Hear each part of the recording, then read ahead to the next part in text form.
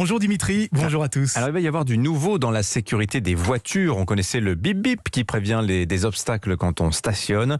On aura bientôt d'autres indicateurs sonores pour éviter les collisions. Oui, et c'est même surprenant que personne n'y ait pensé avant. Imaginez, je donne le scénario classique, vous êtes dans les bouchons, un vélo déboule pile au moment où vous allez déboîter. Ça vous rappelle certainement quelque chose.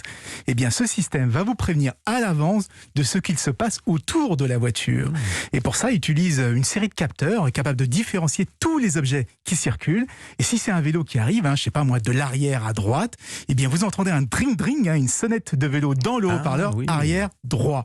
Et si c'est un piéton qui passe devant l'arrière gauche, et bien là, ce sont des bruits de pas qui viendront de l'arrière gauche. Et c'est ça la nouveauté, utiliser les enceintes qu'il y a aux quatre coins de la voiture pour positionner l'alerte dans l'espace et identifier plus rapidement d'où vient le danger. Voilà, le son nous dit à quoi on a affaire. Alors en principe, Anissé, quand même, on est censé être attentif à ce qui se passe autour de nous quand on conduit, à bien regarder notamment dans les rétroviseurs.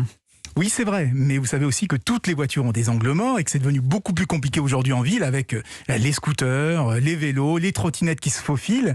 Ils peuvent arriver de n'importe où et avec les moteurs électriques, en plus, on n'entend rien du tout. Donc pourquoi ne pas se faire aider avec un son qui vous dit, mais là cette fois, clairement, d'où vient le danger? Alors ce système sonore, il ne signale que les deux roues, les piétons, Anissé ? Non, il va aussi vous prévenir quand une voiture ou un camion arrive. Et dans ce cas-là, vous aurez un léger bip ou un gros klaxon qui va arriver dans les haut-parleurs. C'est Ford qui vient de présenter ce système.